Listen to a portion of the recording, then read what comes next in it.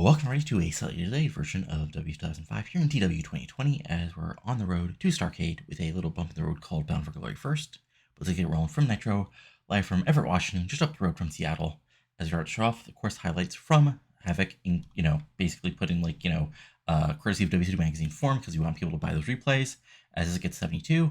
And then out comes first Raven Rain as she, calls, she says to the crowd, "Please welcome the man who's risen to the top of World Championship Wrestling and who is still your World Heavyweight Champion, Chuck Palumbo." Cue the boos as Palumbo comes down to the ring on his bike, gets up to the top ramp, comes off the motorcycle, raises his title to the booing crowd, gets down the ring, gets handed the mic by Raven Rain, and he says, Well. Seems a lot of you are hella disappointed, aren't you? Hell, I can see some of your faces, and they look familiar from last night just down the road in Seattle. So let's be honest, you all thought it was going to be over. I'd gotten lucky because I'd faced off a little guy like Ray Jr., and I was going to face the legend, the supposed man, Goldberg. But here we are. And who's the champ? I still am. Because Goldberg, he's a strong guy. He's a tough guy. He's a mean SOB. But up here, as Eddy says, not much in there. And that's the failure. Because I've got it all. Brains, brawn, and still the world champion. I took out Ray Jr. I've taken out Goldberg. Nobody can stand before me. Yes, AJ Styles, not even you. Walk around with that call shot, whatever, man. You're acting like you already have this belt when you still need to beat me. Well, that briefcase might make you a contender, according to the WCW. But standing in this ring across from me, you will end up a loser. I've got a lot more to think about than some damn kid with a contract in his briefcase. Every time you misunderestimate me, you will be disappointed, because I am the leader of the revolution. Thank you. I'm back! And out comes Eric Bischoff. And he comes out to the, up to the upper rim and says, "First of all, Chuck, I want to say congratulations. I never going to say me and Bill Goldberg were good friends, but he does draw me money, but so do you. So I'm happy that you're the world champion still. However, there is a little matter of Bound for Glory. As you may know, Bound for Glory is a duo-branded event, just like Starrcade is. That means, even though you may think you have your match set for Starrcade already, you still need to defend that title. Because you talk about underestimation, it sounds like you're doing just a little bit of that yourself. Now, of course, you shouldn't be comfortable as long as AJ Styles hold that called shot. But, more importantly, is we need a big main event for Bound for Glory. Palumbo. And Chuck's like, yeah, come on, go ahead. Now, it's a dual-branded event. What we need is a man from Nitro and a man from Revolution to get a chance at that title. I don't know what Teddy's doing for his man. But, my man, the first man to come out here is a man you know very well. A man who won a hellacious cage match last night. Please welcome the first of your opponents for Bound for Glory, Brother Ray. Big pop as Brother Ray comes out to the top of the ramp. And, Ray's pointing at him, and Palumbo's like, I could take him out right now. Put me in the ring with him, and I'll take him out without a problem. That'd be fun, but it's not what's best for business. But you know what is best for business? A big-time match with the world champion. So how about tonight, you team up with Shane Helms, and Brother Ray teams up with The Truth, and we have a big tag team main event for Nitro. Both men agree, and it's off. So there you go. Good stuff. It's basically set up the main event for Bound for Glory, which is, going to be a, triple threat match. It's going to be Palumbo defending the title against Brother Ray, and a person to be named on Revolution. And this gets an 86. Solid stuff as we move forward.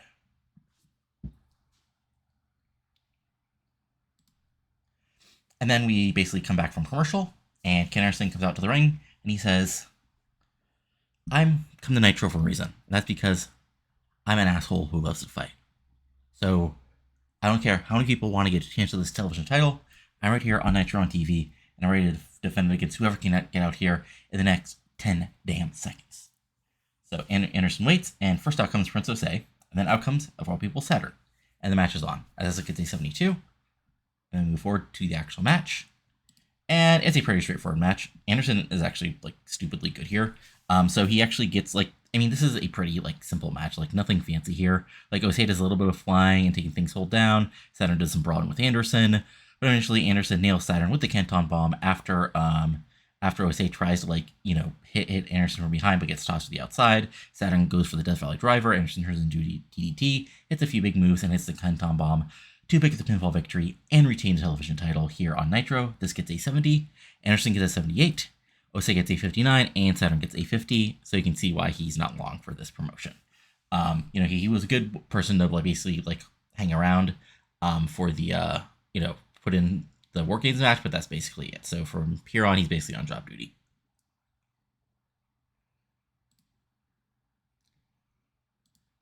And then we cut backstage where Eric Bischoff is in his office when in comes the Nest. Well, I guess it's the Nest now, as it's Raven, Macias, Morningstar, who has a very taped up obvious shoulder, because in game he's out for a couple weeks, and Morgan, who still at his side. And Bischoff says, "Well, this is quite the motley crew. What do you want, Raven? I thought you'd be unhappy, ready to rest on your laurels after winning at War Games." Raven smirks and says, "Well, Eric Bischoff, you want to see chaos. And that's delivered, and here we stand triumphant with our new servants." And Bischoff's like, "Yes, so what do you want?" And Raven's like, "The question is not what do we want, but what do we desire? Because, you see, the war is finished. We've won. Now it's on to new business. Put a path in front of us for us to blaze and destroy and cause chaos and destruction." And Eric's like, "Okay, let me think here for a second. Okay, so there's some people who want some competition, who want a chance at greatness, and who want a bit of a war, and aren't busy at the moment. So, how about tonight you take on the team of Tank Toland and Ray Leppan, who have their own issues with their manager, Don Marie, who I think you're familiar with, Raven." And Raven just sort of like, looks at him blankly. And they can have a teammate in the form of, this will be fun, Mike Awesome. You have some war with him in the Barbed Wire City, and he's got nothing to do at the moment. And your teammate, this will be fun. Hey, remember a guy who used to be part of your Nest years ago and has done very well? Yeah, you know who I'm talking about. And Raven's like, Canyon.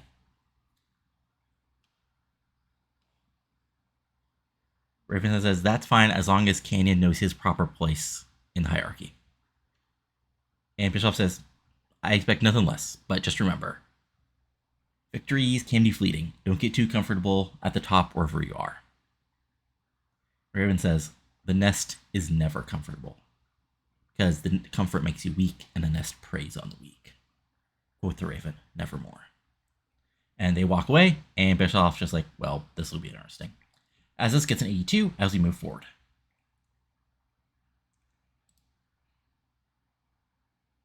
And then we cut backstage, where we have, Chuck Palumbo backstage with Raven Rain, and in walks Shane Helms and Titus Tomko. And, Palumbo stands up and says, "Helms, are you ready?" And Shane says, "I should ask, are you ready?" You see, I'm used to teaming up with somebody like that man, Tomko, who knows how to listen and knows what to do in that ring, with a former world champion and the greatest US champion of all time. So, Palumbo, you're the world champion for the moment. What I got to ask you, buddy, pal, you ready to get in that ring and take apart Brother Right and the Truth and remind them where they belong? Always says, "Hey, I'm fine with that. I'm ready to wreck shop, take apart some idiots, and show the audience why we deserve to be at the top. Just as long as your little bodyguard doesn't get in the way." I was like, well, he ain't little, and this man has protected kings, queens, prime ministers, and dictators. He knows what he can do. Now about your little lady. Who says, "My old lady goes wherever she wants." And there we go, setting up, putting over the heels, as this gets an 88, putting over our big tag match later tonight. And then we go backstage where Jim Barash is with Jim Tan Wrestling. Barash asked him about, last night, being a bit of a disappointment, losing the match against still Cruiserweight Champion Reckless Roberts. And, Rossi basically admits it is disappointing. But then Tony says, look, what happened last night is we got outgunned. Look, Reckless has some help outside. I think we need to go back to the neighborhood and find ourselves some help. Army says, you aren't talking about her. Really? I mean, she's... And Tony's like, look, I know you guys didn't have the best breakup, but, she knows what she's doing. And was like, all right, man. Borash asks, like, who you're talking about? Don't worry about it. Look, Borash, you and everybody else needs to worry about do 3 things. And that's 3 things we do to get to the top. Gym, tan, wrestle. And then he goes up for a fist bump. So 44, again, just building these guys up. Fun stuff in building up the little angle. And who's going to be their new partner, manager, backup? We'll have to see. And then we have a match where Oxrite kills Reno in like 5 minutes. I mean, here's the thing. In real life, Reno was already, like, I think, out of wrestling, basically, and there's not much really for me to do with him, because, like, he never got up to be, like, a great worker. Like, he was perfectly fine as part of the tag team with Cash as the Silver City Rollers, but he and, like, Gangate's never made it as a team, and, he's just sort of here, honestly. So, for the rest of his contract, he's going to be doing job duty like this, and it's Alex Wright, like, he gets a little bit of brawling at the beginning, but Wright takes advantage, eventually hits the double DT for the pinfall, 1, 2, 3, as the announcers basically spend the whole match putting over Wright's big win against Tajiri at Hallloween Havoc. Let's get to 54. Reno gets to 58. Wright gets to 77. Wright's getting better at his gimmick. Hooray. And yeah, this was just a time filler, honestly. And then Wright celebrates to get a 68. Fun stuff. And then we cut backstage where the Ravens, where the nest is. And in walks Canyon. And Raven's just like, just the man I wanted to see. Canyon's like, cut the BS. Look, Bischoff told me about our 6-man tonight. I'm not here because I like you. I'm not here because I'm the same man I was nearly a decade ago when I was part of your nest. I'm here because my contract says I've got to wrestle. Don Fry got injured, so I've got nothing to do, so I need to make an impact tonight. So here I am with you. And Raven says, that's right, things have changed. But change is the only constant. The Deadpool used to exist, and now they're gone, and now they are servants to me. Alliances are as fragile as glass. So it just needs to survive tonight. Cannon's like, yeah, I get it. You won War Games, you're on something high, you're going to rule the dark world, whatever. Here's the thing. I don't trust you farther than I can toss Messias, okay? I don't trust either of you. Get that through your head. We get a match tonight, 3-on-3. Mike Awesome's a competitor, so are Toland and Leppan. I'm ready to fight. If you two are as well, great. If not, then let me handle things because nobody's better than Canyon. Raven sort of smirks as Messias glowers at him and says, look, Canyon, even in a lack of unity, there's still hierarchy. You always remember that. Canyon's like, man, I know what I'm dealing with, okay? 2 men who would destroy me in 2 seconds of men being at the top of this business. Tonight, we've got common enemies. But after that, 2 seconds after the bell rings, I'm ready to drop you with a Canyon cutter. So just remember that. And Canyon walks away and, sort of stay on Raven Messias as we continue as this gets a 79. Fun stuff. And then, I want a little breakdown, but we then cut backstage where, Awesome and Don Marie are, talking about, some ECW memories, hey, remember when you got, Tanaka killed you with a tail shot? Remember when you got stripped for the 15th time in front of a bunch of weirdos in Nowhere, Pennsylvania? And then in walk Leppan and Toland. And, Leppan's like,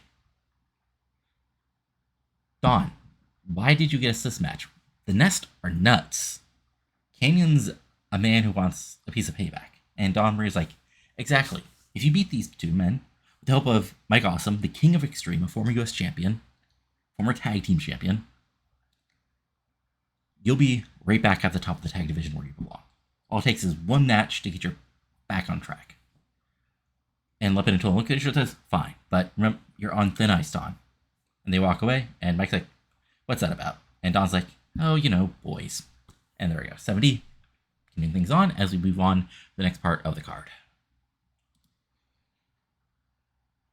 Which is basically, Jeff Jarrett and the Chosen Few coming down to ringside, and Jarrett taking the mic and saying, "Well, slap nuts, tonight my men, the magnificent Mark Jindrak, Simply Johnny Vine, have a chance to prove everybody in this audience are idiots when they defeat former tag team champions one night after they lost the titles.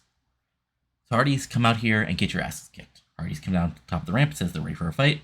And Drax says, he's going to take him apart, and the match is on. This gets a 78. Fun stuff as we move forward to the actual match.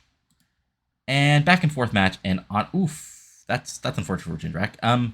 Honestly, back and forth match, like nothing really fancy here. Like this is just, I don't want to say a tag match for the sake of having a tag match, but it's kind of a tag match for the sake of having a tag match. Like nothing, like, it's a good solid tag match as Jindrak has evolved into be a good power wrestler, dividing and flying around. Jeff and Matt are Jeff and Matt. Honestly, they're freaking great. But yeah, I mean, honestly, Hart, eventually things break down. Jindrak hits a few power moves for near falls. They fight back. Jeff gets a hot tag. Things fly around. Twist of fate. Big Swanton Bomb. 1, 2, 3. The Hardys pick up a victory on Nitro here, one night after losing the tag titles. Matt gets an 89. Jeff gets a 99 because he's Jeff freaking Hardy. In 2005, Jonathan Fine gets a 71. Jindrak gets a 77. Fun stuff. And let's see here. Afterwards, yeah. And then the Hardys celebrate as Jindrak is on the outside holding his pictorial.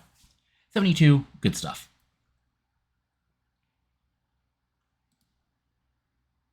And then we go backstage. Ooh, Flair's gimmick is stale. That's interesting.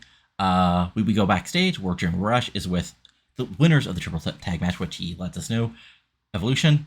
And, Ric Flair steps in and says, "Jeremy Borash, brother, I got one thing to ask you, and that's why Ninkyo and their pretty little manager are here tonight to take on the challenge of the new #1 contenders on Nitro. An All-American wrestler, Blaster Lashley, a European wrestling savant, Claudio Cesaro. They are the evolution of wrestling. And they've on the tutelage of the Nature Boy. So Kaz, Yang, come to this ring, and they'll stay on profile just like I am. And they will be dirty players in the game if they have to. Because whatever you think you've thought of, Stacy, I've done it 500 times before, with even more beautiful women than you have. Woo! Then Flair continues, and basically, the setup is, Evolution believe, after winning the triple tag match, the team should get the next title shot, and there we go. This gets an 81. Fun stuff. It's mostly Flair, and I'll have to remember to fix Flair's gimmick. And then we cut backstage, where basically, Brother Ray is on a steel chair, basically propping up his fists, and the Truth is pacing back and forth, visibly amped. And, Jeremy Borash steps in and says, can I ask you guys a few questions beforehand? I forgot to, rate Borash here. Basically how he's feeling for their tag match. And Brother Ray's like, how am I feeling? Is that the question you asked me? Let me tell you, damn good. I went through hell and back last night in a cage match. And now I'm here, ready to become WCW World Champion. At Bound for Glory, I'm going to walk into the triple threat match. Whoever Evolution puts up, I'm going to walk out the World Champion. I'm going to ruin whatever plans WCW has for Starrcade. And, Truth is backstage, that's what I'm talking about. Tell him. And, Rick continues, I've got my sights on Palumbo. And just consider tonight a little preview. And then Borash comes to the Truth and says, he was champion. He successfully defeated Mike Awesome last night. How are you feeling, tonight going in the match against Helms and Palumbo? And kind of listen up. I'm keeping it real ever since I got this title. And, you've been a big star before, but the truth hurts, and tonight you're going to feel the pain. And Brother Ray's like, don't forget, Tomko, you throw your weight around. Tonight you're going to find out when you step in the ring, you step in that ring, you're going to get hurt. Because I'm a street fighter, and I'm ready to take you out if you try to get involved in tonight's tag match. And Kelly steps in and says, Tomko ain't nothing but a bump in the road. He better not get in my way, because I got a message to send to St. Helms. The message is clear. I'm the real deal, and nobody's taking this belt from me. And Ray's like, bring your title, bring Raven Reign, bring whoever you got. Because I'm a street fighter. I was born in Extreme, and at Bound for Glory, I'm going to taste that glory and become WC World Champion. And if you can't deal with that That's a truth, and that's a promise, as Truth said. So there we go. This gets 100 because these guys are freaking great. Honestly, that's a lot better than I thought it was. And then we have our 6-man wild brawl. Let me see here. Road agent notes. Okay, this is a car crash. Okay, so anyway, this is just Raven's injured, but I wanted to put him in a match. Like, I didn't want to be off for the whole week. And this is just a wild fight. Like, you know, Leppan and Toland team up well and like focus on, you know, basically breaking apart the 3 men. You know, because Raven and Messias are together, but they've never been really a tag team much. Keenan does his fighting. You know, he hits his big moves, goes for a Keenan cutter early, and Awesome just throws people around. Awesome and Messias brawl a bit. I'm sure they've had a match, but not lately. You know, Leppan and Toland come back in, try to hit some big moves on Keenan, try to get through the victory, but Keenan fights back, hits a flatliner on Toland in the middle of the match, almost gets a pinfall. Eventually, things break down, and Messias has Toland, picks him up, choke slam, crucifix firebomb, 1, 2, 3. A big victory on Nitro as everybody else continues brawling, including Keenan hitting a big dive on Awesome, and the 2 men brawling to the back. So Messias gets an 88, Keenan gets a 96, Raven only gets a 68 because he's injured, Toland gets a 70, Leppan gets a 71, Awesome gets a 92. Let's see here, car crash, did anything else get hurted other than just Raven's injury? Declining physical ability, okay, inconsistency, odd face heel combination, and no, I guess no storyline because Raven and Messias are aligned, which I should have like changed. Okay, I mean, still not bad. 72 is not bad for this match, all things considered. And then, you know, afterwards, you know, Leppan and Toland are in the ring frustrated, and Don Marie's trying to talk to them, and Toland takes the mic from the ring announcer and says, Don, here's the thing. Next week on Nitro, we're going to make the final decision on our partnership, one way or the other.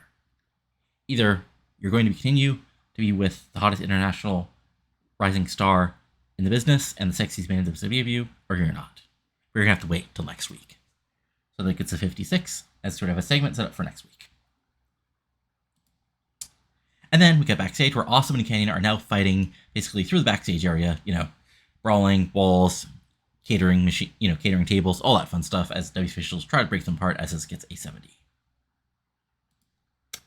And then we get a Revolution recap focusing on RVD winning the 4-way main event last week, and this gets a 74. And then I believe it is main event time. Oh no, wait, first we have something big. Okay, so we come back, you know, we basically come back from commercial, and we have, you know, Punson, you know, Shivani puts over that the following was taped last night, late night, after Hallloween Havoc, when Eddy Guerrero finally came back to the locker room. Ooh, this only got an 82. Why did... Oh, did I... Okay. Interesting. I probably should have changed the... Oh well. Anyway. So we get backstage, like there's a locker room, camera like is shaking as if it's running in position. Locker room door slams open, and Eddy steps in, and he just like punches lockers, throws a chair over, you know, through the empty locker room, and he turns around and notices the camera. Essay, you think you're special? Hart, Evans, you think coming in, making the save, is going to make you big time heroes, top of the card, challenge Eddy Guerrero the man? Holmes, you haven't think nothing. Because last night, I proved everybody wrong. I beat Sean here. I'm laid out in the middle of the ring. Is anybody talking about that? No, instead, you two geeks decided to stick your nose in my business again, and now that's all everybody wants to talk to me about. Getting spacing around, and everybody's so distracted, they've forgotten who I am, what I've done, Holmes, and what I'm capable of doing in this business. Hart, Evans, you continue doing what you've been doing in this company all by yourself and not gotten my way. But you dishonored me, you reject my family name, and grow family values means I've got to take you out, and you're going to be taught a lesson that you don't ever, ever get a step above your station. I'm going to walk through you, and sooner or later, I will be WCW World Champion again, Holmes. Because I've broken barriers. I've broken every barrier in this business to become WCW World Champion. And you really think I'm going to let 2-bit tag team quasi-relatives A bunch of dumb comedians get in my way. You want to be heroes? You want the spotlight? Fine, you get your chance. But you just invited. You got into business that you're not ready for. Everybody's going to remember who Eddy Guerrero is. And it'll be a reminder. What I do to you, Holmes, is going to remind you the next time anybody thinks they want to play heroes, to think long and hard. Because this is still my ring. Viva la raza. There we go.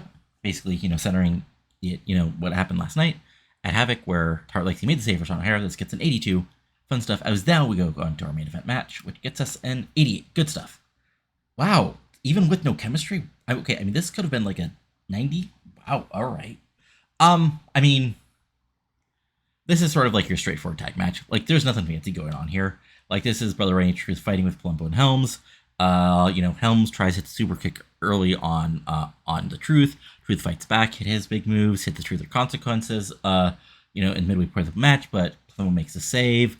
Palumbo hits a big boot, big old brawling, and eventually, Brother Ray gets a hot tag, comes in, goes wild. Helms goes, Titus Combo tries to get involved, but Truth actually nails him with his sort of like a corkscrew elbow type thing. And then Brother Ray nails Helms with the full Nelson bomb.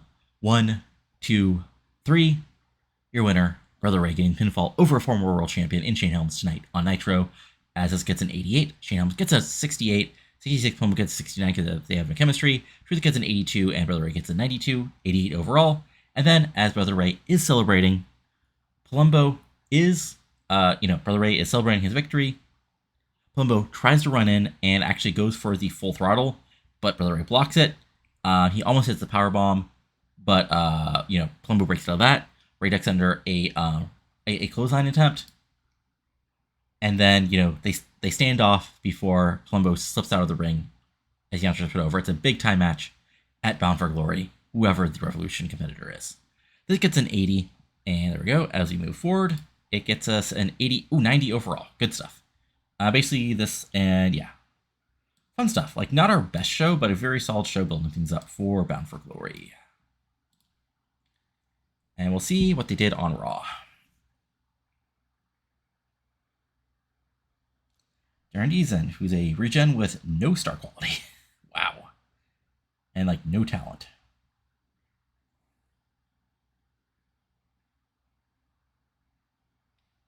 Hey, he's 244 pounds, so he's got that going for him. I gotta love regens.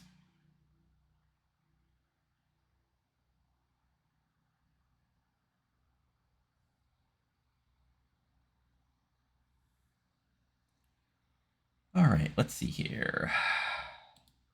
Email. Truth thinks Morgan is money. Okay. Ray Taylor. I'm gonna look in my clay, see if he has any good stats as far as So Palumbo, Archandrak. Okay, he's out for a couple weeks, but we can work with that. Hey.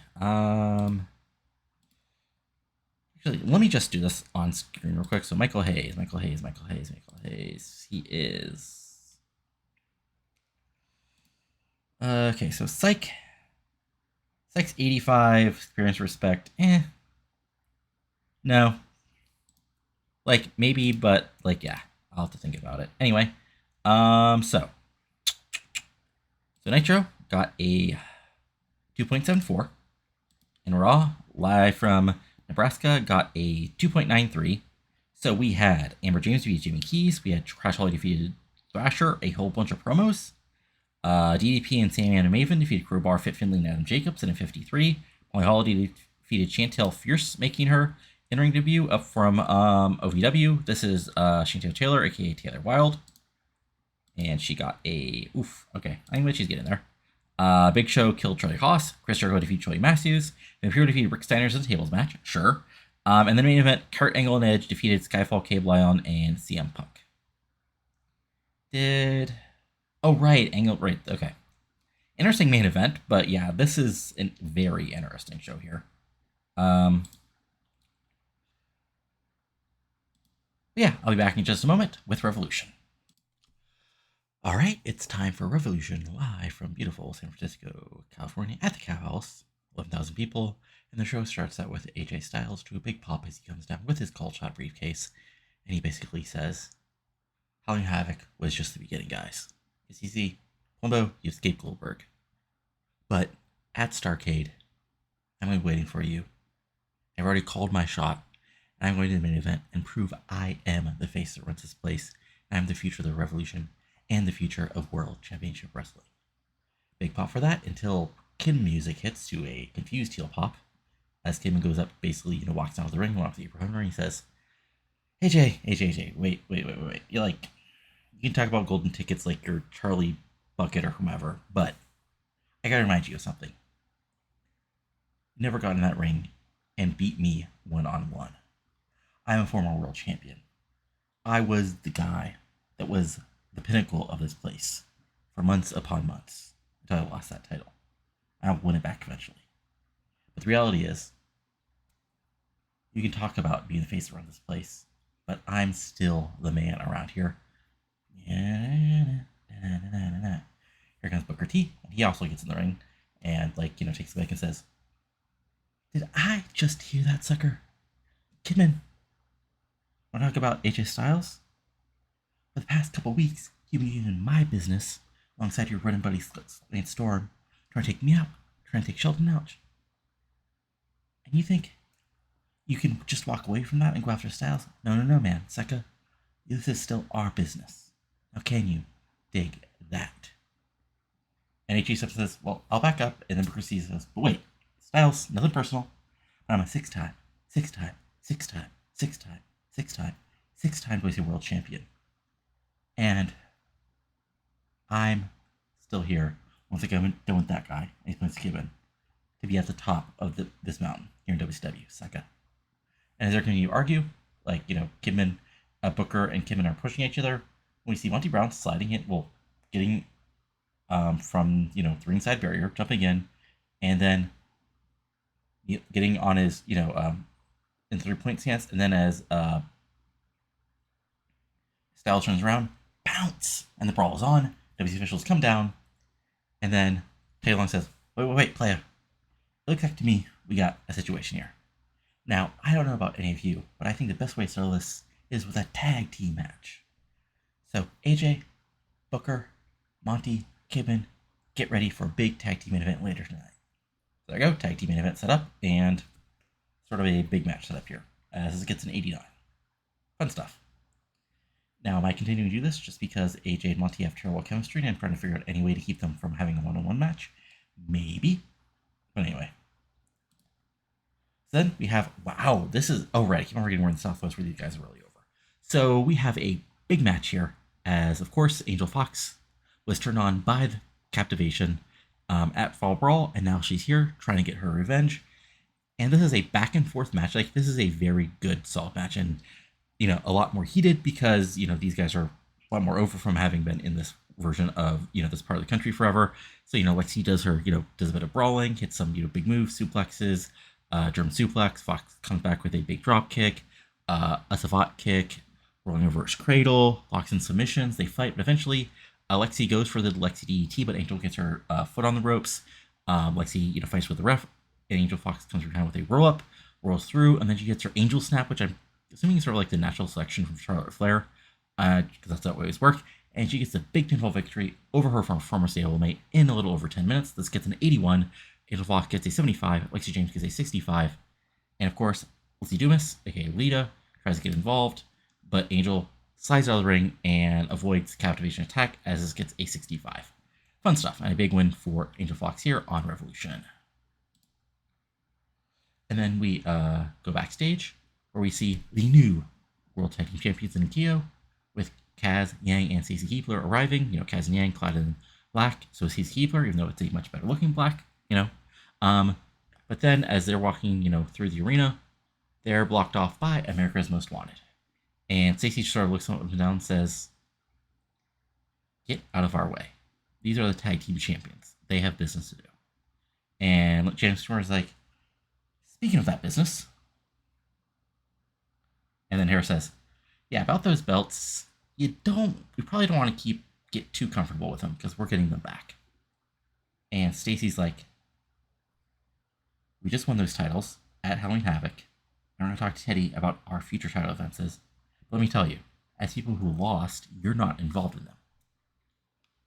It is these men's time to shine after finally getting an opportunity thanks to the backing of my sponsors. And Storm's like, oh, you can talk about sponsors and rich men and everything all you want, but you see, it helps to be friendly. Because last week, me and the Hardys talked, and like we admitted, there was a chance Jeff and Matt might lose the tag belts. And they agreed. So gorgeous. What we decided to do is we signed a little binding contract for a title match right here next week on Revolution against not the Hardys, but whomever the WCW Tag Team Champions are. Now, of course, Teddy was happy to have a big tag team title match, so he signed it, so the match is official. Doesn't matter if the Hardys aren't tag champs, it's about who the champions are. And of course, Stacey says, wait, no. I'm going to get the best lawyers money can buy, and they're going to stop this from happening. And she looks around, like Kaz and Yang are like, you want to kill him? And Stacey like, wait, someone says, no. We're not talking too long, and we're going to get this done and finished with. They walk away, and Angel, you're like, that's funny. So fun stuff. This gets 73. Good stuff as we continue the feud here. And then we cut backstage where Amy Weber is with Gail Kim, who has Allie Danger by her side with the kendo stick. And Amy asks her about her match later tonight against Joanie Laurer. Of course, Gail Kim got involved in Joanie Laurer's tag match a couple weeks ago. And Gail Kim's like, look, what Joanie has to remember is that she's been gone and everything was fine. And she got involved and she lost against Tricia Skye. And then they made up and became friends. And it was a beautiful, lovely thing. But she forgot one simple thing. I'm still the head bitch in charge of this division. Joanie, it's not 1998 anymore. It's a new era. And women like me and women like Allie are going to run it. So tonight, Joanie, consider this a parting gift. Go to Hollywood. Go to New York. Just get out of my division. Solid promo, 79, fun stuff. And then we have Keenan Sharpe killing Brodon Chris Roxy in a little over 5 minutes. So the whole Brodon character is something that just didn't work. Like, I never had time for it. Maybe on Nitro it might have worked better, but I just never had the time. So Keenan Sharpe gets the kill in 5 minutes. This gets a 68. Sharpe gets a 77. Roxy gets a 38. Absolutely nothing else is going on here. Just Roxy gets a little bit of offense in, but this is just a complete squash. And Sharpe is continuing to beat down. There's a big pop as Keith Walker rolls down to the ring with Troy Wilson, behind him. And he comes in and he just spears Sharpe and goes for a beatdown for a couple minutes until WC officials break him off. It seems like this war is going to continue as this gets a 63. Fun stuff. Building, this feud up. And then we have a fun little segment here as, Tricia Skye comes down to the ring to a big pop. And he says, every time I get in this ring, I'm happy to be part of a women's division I can be proud of. I am happy I can prove every week I'm the best women's wrestler in the world today. And Nikita Kalt, she's number one contender. I'm looking to face her in the ring because, and then the Bischoff-tron, the Fusenetron, whatever we're going to call it, lights up and we see Nikita Kalt sort of dressed in an arrogant, the American flag t-shirt, weird, hat, just like the most obnoxious American character you can think of. Guten Abend, Trish, or should I say Trisha, or should I say good evening? I thought I'd take a moment, let you enjoy the wonderfulness that is American fashion before I claim that championship belt from you. Because you see, Trisha, you talk about being a great wrestler and be so proud. What you're so proud of as a Fraulein is a bunch of trash. Look around you. Look around at this audience. A bunch of men, women, and children gorging themselves on fast food laced with chemicals, going out into their belching cars full of gasoline, driving down freeways that are destroying the environment, to their giant houses that they're weighing debt for. And this is what you're defending as a greatness, instead of someplace like Europe, with history, grand churches, beautiful parks, actual mass transit. Instead, your possibilities are going to become very limited, Tricia, because I'm going to take that title from you. And Tricia fires back. You can talk about America all you want here, but you're forgetting one thing. You're going to be fighting me in that ring. And you have to go through me to defeat me. And Nikita's like, yeah, the road goes through you, but you have to remember, Tricia, I'm a former women's world champion. I have ice in my veins. It's being cut to weakness. And when you that ring, you know, all the passion you want, all the fire, is going to be shatter against my mastery of technical. And you're going to have two choices. Tap, or hear those pretty little bones snap. And, you know, Trish says, we'll just have to see about that. And Kalt says, we'll see indeed. You see, when I'm done with you,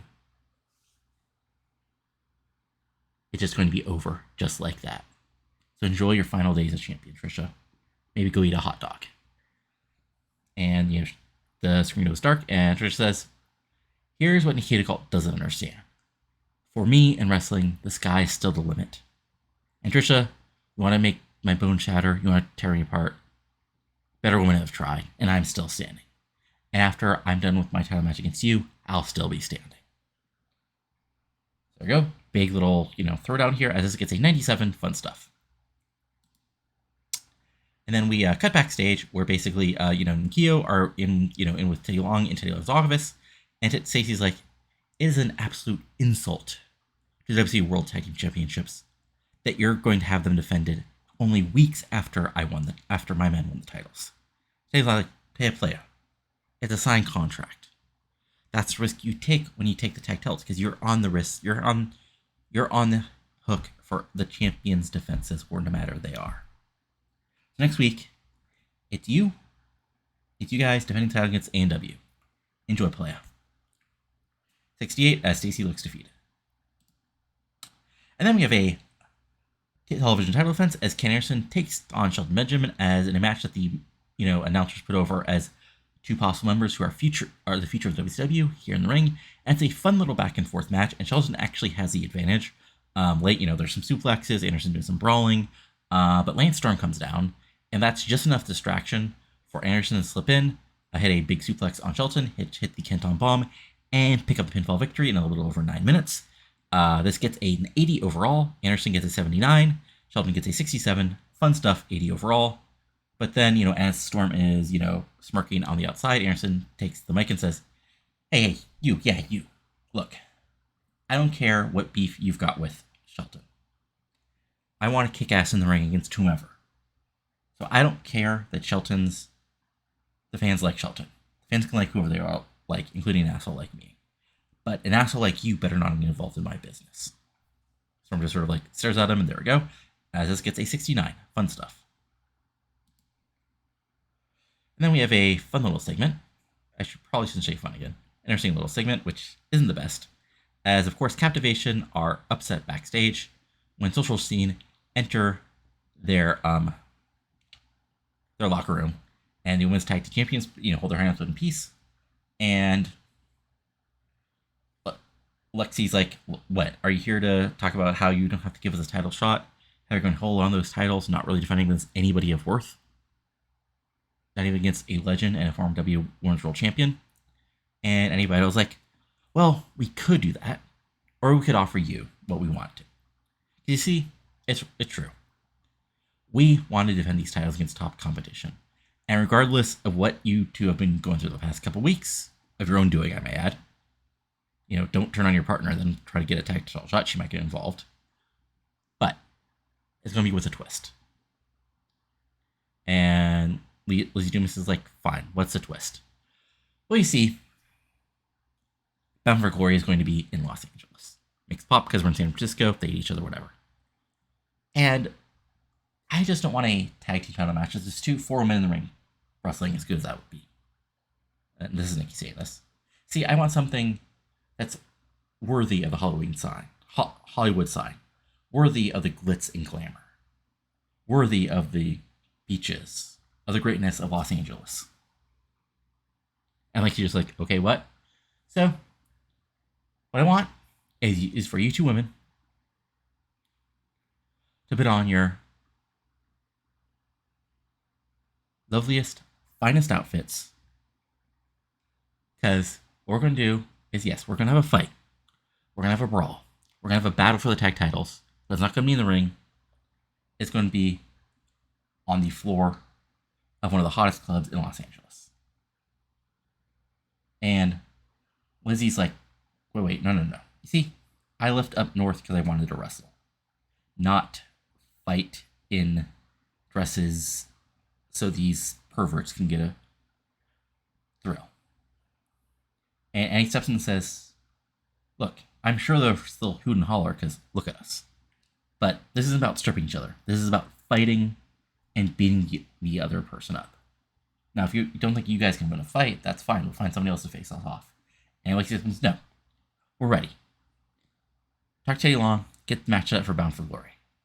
And they agree. So it looks like we have a club street fight. I don't know, something wacky for our women's tag team title match. Yeah, I don't know. This might be a disaster, but, you know, got to do wacky things, right? This gets a 63. Fun stuff. And then we have Amy Weber catching up with Teddy Long. You know, Weber makes a jokes about him having a busy night. He's like, you have no idea, playa. And then Amy asks him about the triple threat match at Bound for Glory for the World Championship and the competitors involved. Teddy Long's like, playa, I see that Nitro just gave Brother the shot, and he's a worthy competitor, and he does a shot. But we want our wrestlers on Revolution to earn that shot. So next week, we're going to have a fatal four-way match of 4 men who have never been world champion. Those 4 men are going to be Paul London, Cash, Lance Storm, and Shelton Benjamin. Whoever gets the win gets the title shot at Bound for Glory. So there you go, setting up the match for next week. This gets a 73. Fun stuff and sort of straightforward. And then, let's see here, moving forward. So, good match here, as it's Gail Kim and Joanie Laurer, so it's going to be really good regardless. Back and forth match, you know, it's Gail Kim, Joanie doing her power spots, now getting, cheers for it. Choke slam, big boot, clothesline, big suplexes, going for the big power bombs. Gail Kim turning into Ranas, big bulldogs, and eventually, Allie Danger comes in after a rough bump, drops Joanie with like 3 or 4, 5 cane shots, weakening her just enough for Gail Kim to slide in, hit the Eat Defeat, and pick up the pinfall victory over Joanie Laurer in a little over 13 minutes. This gets an 80, Joanie gets a 74, Gail Kim gets a 79, and then the beatdown continues until to a pop, ODB comes down, ready for a fight with Allie Danger, and that gets a 67. Oof, okay, probably too... Was it only... Okay, 4 minutes is too long for them to be fighting. That's interesting. Okay, fun stuff, 67, not bad. And then we cut backstage where we have Paul Heyman and Rob Van Dam here. And Heyman has the mic and says, ladies and gentlemen, my name is Paul Heyman, and I am the advocate for the one and only whole effing show, the incomparable, unstoppable, undeniable Mr. Wednesday Night, Rob Van Dam. Boo. And RVD takes the mic says, look, Ray, I didn't want to fight you, man. I thought we'd both go our own way. You thought you were the bigger star, the brighter light, you're world champion, but hey, look how long that lasted, man. See, you're not even on the same planet as me, let alone the same ring. I thought we made that clear, but obvious that it isn't. Paul Heyman takes my side immediately. You see, what Rob is too modest to say here is that he is the top star in the industry. He is number 1 with a bullet on any 500 list you want to look at. And without a question, he is the ratings driver. He is Mr. Wednesday Night. And he could be a star wherever he goes, but he's here on Revolution for a reason.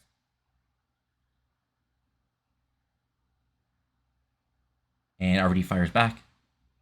So, Ray, you feel sad about not being world champion anymore? You want to whine and cry about it? You want to try to beat me? That's fine, man. Nothing personal, but I'll kick your ass. Show you why I'm the man here in WCW. Heyman then takes my and says, look, Ray, you're one of the best luchadors of all time. You revolutionized this business, of course, thanks to me in ECW.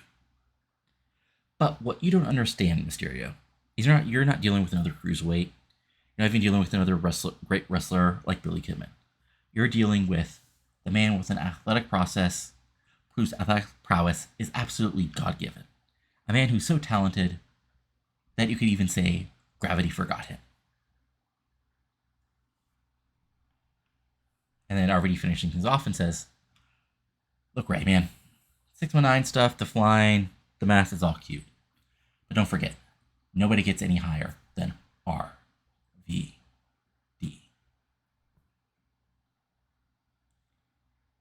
So there you go, 97, continuing the feud between RVD and Ray, and it was moving forward. We got our Raw recap focusing on Brother becoming the champion. Then we have time for our main event. And yeah, it's a war. Basically, everybody gets their spots in. AJ and Kidman face off. AJ hits Finn on the forearm, hits a big dive. Kidman gets to do his heel stick. Hits a Kid Crusher almost, but AJ fires him off. And then hits the moonsault DDT. Monty Brown comes in, throws around Styles, brawls with Booker a bit. Booker gets a big bookend in on Monty, but Kidman makes a save. Kidman, actually, we get a big spot as Styles hits a sort of sunset powerbomb on Monty. Then Booker actually hits a Houston hangover on Monty, but Kidman comes in and breaks it up. And things eventually break down, and it just becomes a four-way brawl, and then it's a double count-out, and the ref calls for the bell. This gets a 90, 84 for Monty, 93 for Kidman, 80 for Booker, 94 for AJ, and the fight continues to end the show. As the announcers put over, these four men are going to have to face off sooner or later, as this gets a 93. And overall, the show gets a 92. Good stuff. I mean, basically, Tricia, RVD, main event, held that together. Good times, though. And yeah, the thing is, honestly, what am I trying to say here? That was a solid show, and Bound for Glory, we're setting up the basically the Revolution competitor in a triple threat match. We've got this burgeoning feud involving the call shot winner. We got a tag title match next week. We set up our wacky women's tag title match. We got stuff building on Nitro. Eddy Guerrero calling out Hart Legacy. All sorts of fun stuff going on. Let's see here. Interesting. Interesting.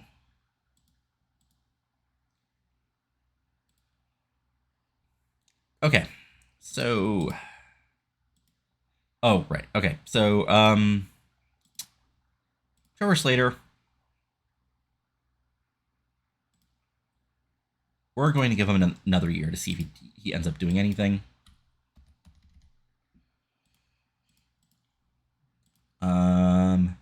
Chris Roxy, unfortunately, we're not doing anything with. Howard Finkel, I feel bad hanging around. The other thing I want to do was old Ric Flair. Let's see here. Flair's.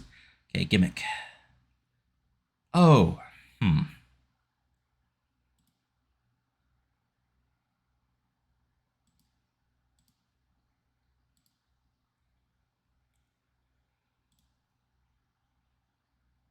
There. Tweak it. There we go. Fun times. Anyway. First, let's go into our storylines. So, Against the Darkness, which is still going on because, of course, these guys aren't getting along, is at a 75. Cruiser stuff is at a 49. Evolution is a mystery is at a 78. Goldberg's a thriller, which I'll have to rename, obviously, is at an 85. Praise the Predator is on hold for a moment until I figure out what I'm doing with Canyon. Top Guy stuff's at a 73. So I'll see how that goes. Ryan Chavo and Tajiri's at a 72. Heyman, Ray RVD's at a 91. Captivation versus Social Scene is at a 75. European Skies at an 87. Not Quite a Triumvirate is at an 89. Revolution Rising is at an 89 as well. Starcrossed is at a 55.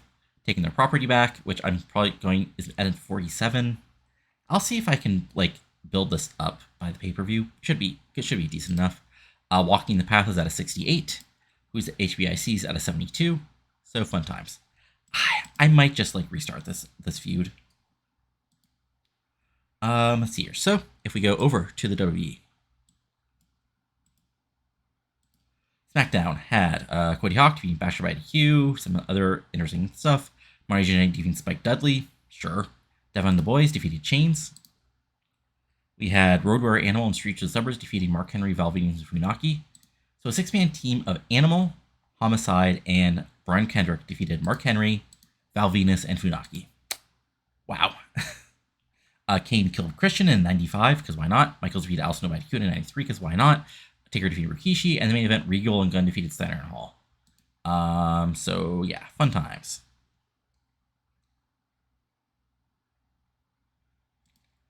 Yeah, and I did see in the news, so Scott Hall.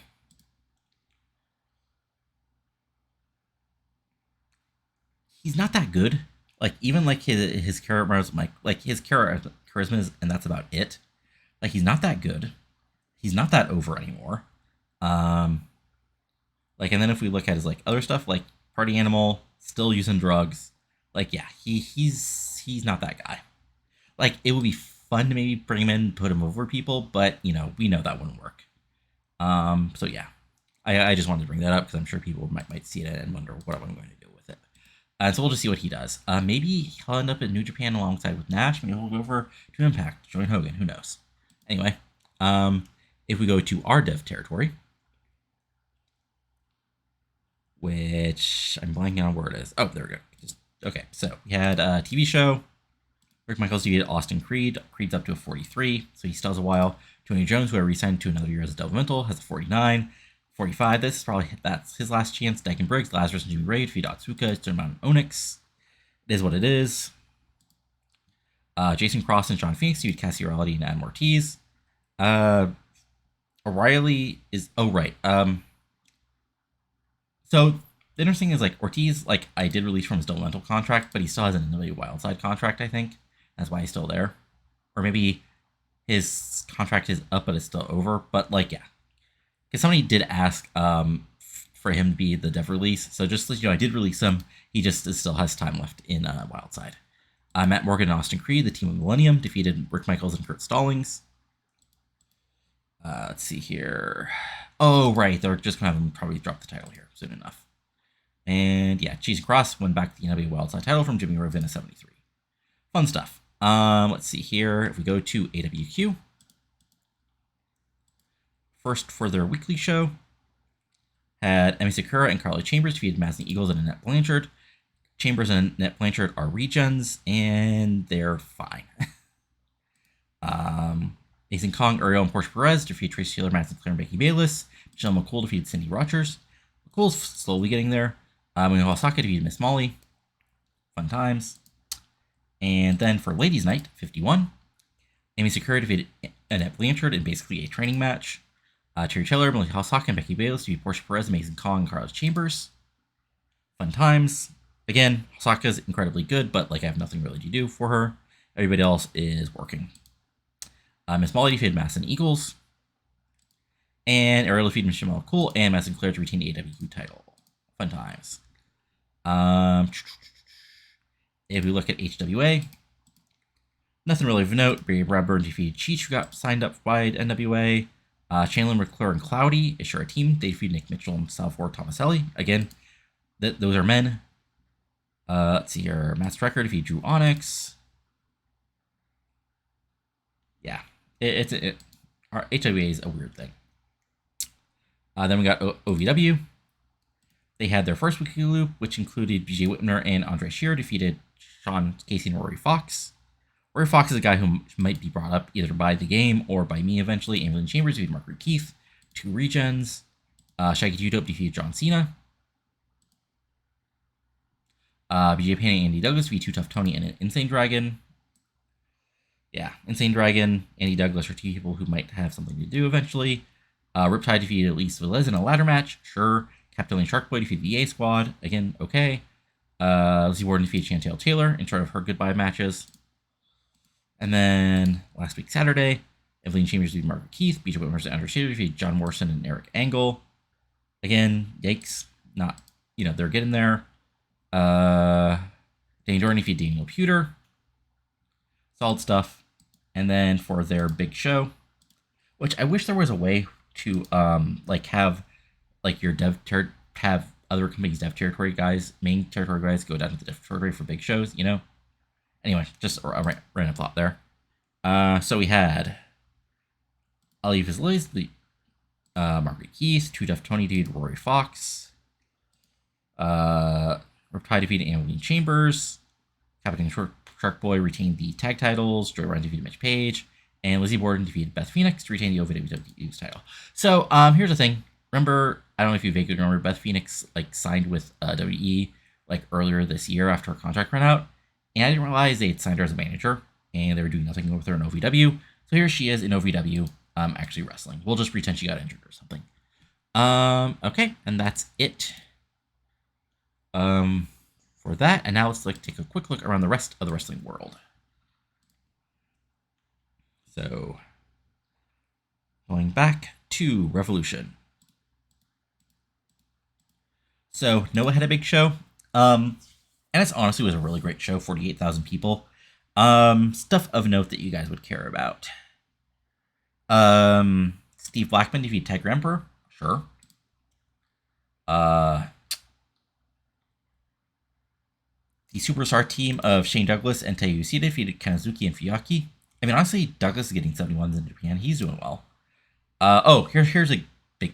Okay, now here's a badass team. Samoa Joe and Takashi Sugiura defeated Marufuji and Sato for the tag titles. But yeah, Samoa Joe is going to have a long career in Noah, it looks like. Fujita defeated Ricky Marvin in 89. I mean, this is basically just, Fujita kicking the... I mean, this is basically just a Noah version of Sting Vader, as Marvin's a little flying guy. Fujita's, the Stone Pitbull.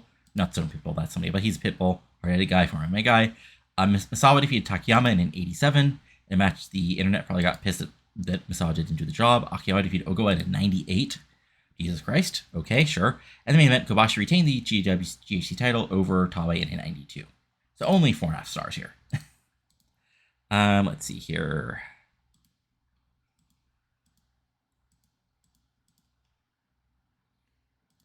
Iowa Puerto Rico had a big show. Only thing of note is Tony Guzino, who you remember wrestled for us a while ago, won, defeating Dale Torborg, aka Demon. D'Lo Brown defeated Hot Stuff Hernandez. And El Condor defeated Ernest Miller for the IWA Undisputed World Unified Heavyweight title, which sounds like a fake title name, but it isn't.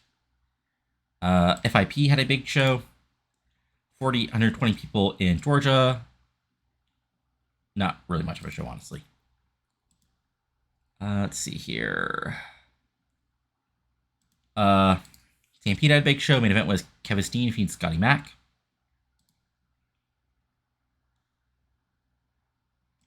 CZW had a big show. We had some such great matches as Balls Mahoney defeating Necro Butcher in a dog collar match. Prophet defeating Nick Gage, not our Prophet, in a ladder match for the World Junior Heavyweight title. John and Casper defeated Johnny Payne in a death match. Amazing Red defeated Bruiser Mastino. Sure. And the main event, Rick Blade defeating Dixie to retain the CCW title. Sure. We had the King of the Indies for 2005. So. All right.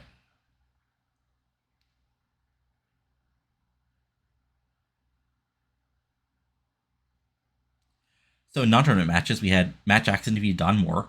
American Wild Child defeated Bobby Reinhart. Alcatraz defeated Donna Lee. Okay. And then we had, in sort of the actual tournament matches, we had Max Justice defeating Bison Smith in a battle of big boys. We had Scott Lost defeat Frank Murdoch. Okay. Is Murdoch a regen? He might be a regen. No, he's just a guy. Okay. Interesting. Donovan Morgan defeated Scoot Andrews. That's Black Nature Boy. Super Dragon defeated Supreme. Former XPW guy. We had Scott Lost defeat Mac Justice. Don Morgan defeats Super Dragon. Mike Anderson retained the AW Worldwide Internet title. In the main event, Scott Lost won the King of the Indies title in 53. Okay. We had Havoc. An independent Japanese show. Nothing of note, really. WC had their big show, so it included such interesting stuff as Fidel Serra defeated Targar Ali Singh. Jesus Castillo Jr. defeating Buff Bagwell. In the main event, Lex Luger defeated Carly Colon for the WWC Universal Championship. Big Japan had a big show. Suzuki and Tenru defeated Menstio and Matsunuga. And I believe that is it of note for you guys. Independent Wrestling in Brooklyn, main event by Briscoe Brothers versus Christopher Street Connection. I'm sure there was an interesting promo before this match, and that's about it of note. Oh yeah, women's in, oh, that's Mexico City, so that's even matters less.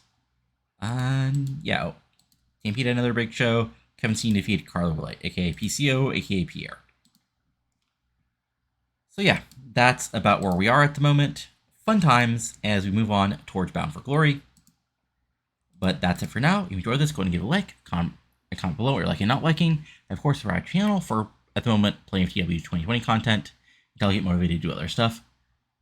But that's it for now, so talk to you later, and adios. Have a good one.